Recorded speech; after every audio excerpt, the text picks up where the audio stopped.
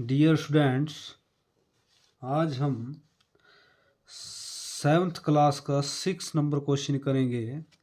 Question number 6, 7th class.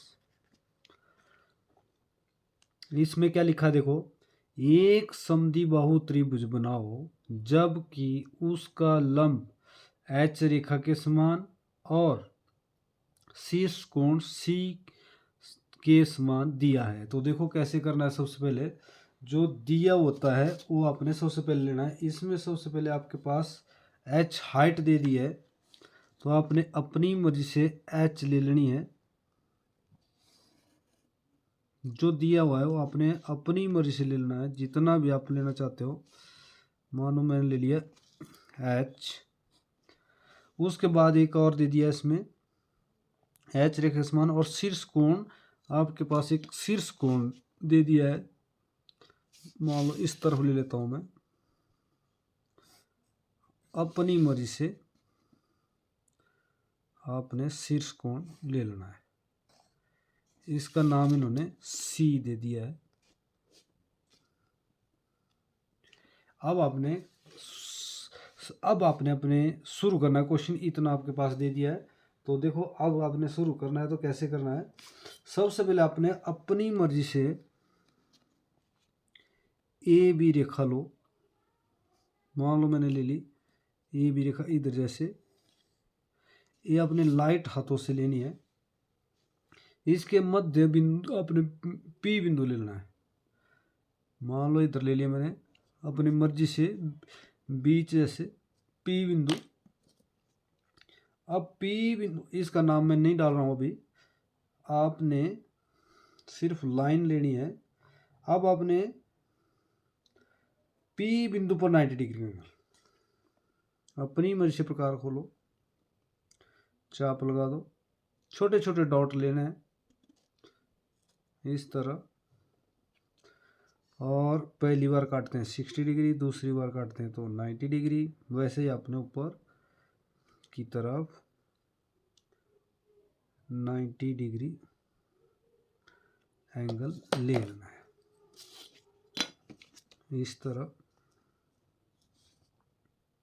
और आपने set square द्वारा लेना है। 90 डिग्री एंगल चेक भी हो जाता है, तो ये जो आपने नीचे वाला लाइन ली है उसके सीध में आपने देखना 90 डिग्री एंगल ठीक भी है हमारा। देखो अब आपने P से ऊपर काट देना है H के बराबर। H के बराबर ये काट देना आपने इधर, ठीक है। अब आप इसका नाम डाल दो, आप मान लो D, ठीक है।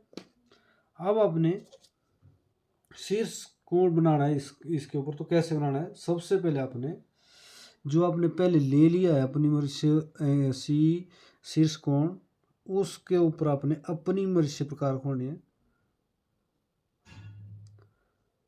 और इस एंगल का समद्विभाजन करना। अपनी मर्जी से वही प्रकार खोलनी है अपने। इस एंगल का समद्विभाजन कर दो। मान लो समद्विभाजन आपको आना चाहिए, कैसे करते हैं। तो मान लो चाप लगाई अपनी मर्जी से, इसका नाम मान लो मैंने आर और इसका नाम एन डाल दिया। अब आर से एन तक प्रकार खोलो और उतना आगे, और उतनी प्रकार रखनी है एन से आर तक और आगे। जहाँ दोनों कटती है इसको अपने सी जो आपका बिंदु है ऊपर वहाँ मिला देना है।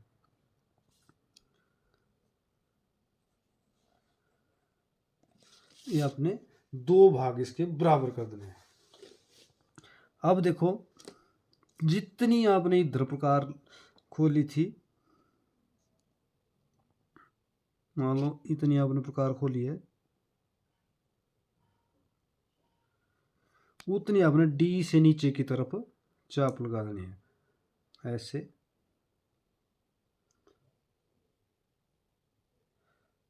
ठीक है, दोनों तरफ बढ़ा देनी है। अब जितना आपका मान लो ये सेंटर बिंदु आ गया, इसका नाम रख दो मान लो एच। एच नहीं, इसका एम रख लो। एच तो हमारी हाइट है, एम नाम डाल दिया मैंने इस बिंदु का बीच वाले का। अब आपने एम से आर तक प्रकार खोनी, और ये जो आपने बीच में मान लो इसका भी एम नाम डाल दो इधर, एम से आर तक प्रकार खोनी है और उतना इधर काट देना है आपने, इधर इस तरफ। इसका नाम आपने इधर आर लिखा है तो आर डाल दो इधर में, और जितना अपने एम से एन तक है उतने ही आपने एम से एन काट देना है। ठीक है, अब जहां भी आपका इसका नाम आपने एन डाल देना है। अब डी को सीधा आगे मिलाना है अपने एन के साथ, डी को एन के साथ, और आगे आपको एक लाइन टच होगी उसके साथ, उससे आगे नहीं बढ़ना है। और फिर इस तरफ भी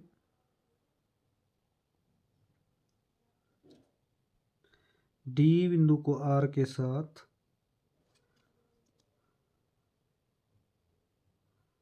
इस तरह, और नीचे आपका ये आपका, अब इसका नाम आपने ए और बी डालना है। तो इस आंसर को भी अब नीचे वाली लाइन को भी पक्का कर दो, बाकी इरेज कर देना है। बाकी आपने ये जो एक्स्ट्रा लाइन अगर आपकी कम होती है तो इसको बढ़ाना पड़ता है, अगर आपका जो है ज़्यादा है तो इसको इरेज करना पड़ता है। अब आप इसकी जांच करनी है। देखो डी से आपने नीचे प्रकार खोलनी है ए तक, ऐसे। ये आपकी बी के साथ भी मिलनी चाहिए भाई, तब आप समझो आपका क्वेश्चन बिल्कुल राइट रहेगा। देखो मेरी प्रकार हिल गई इधर थोड़ी सी, इसको इधर और इस तरह। देखो ये आपने चाप लेनी है, जांच हो गई है। अब इसका मतलब हुआ ये दोनों भुजाएं बराबर है। आप यहाँ से चेक कर सकते हो, बी से डी तक और ए से डी तक, ये आपकी दोनों भुजाएं बराबर रहेगी। इसको कहते हैं समद्विबाहु त्रिभुज। समद्विबाहु त्रिभुज ये आपकी, इसकी दो भुजाएं और दो एंगल इसके बराबर रहेंगे। बिल्कुल आसान क्वेश्चन है, पर इस तरह करना है आपने। Thank you.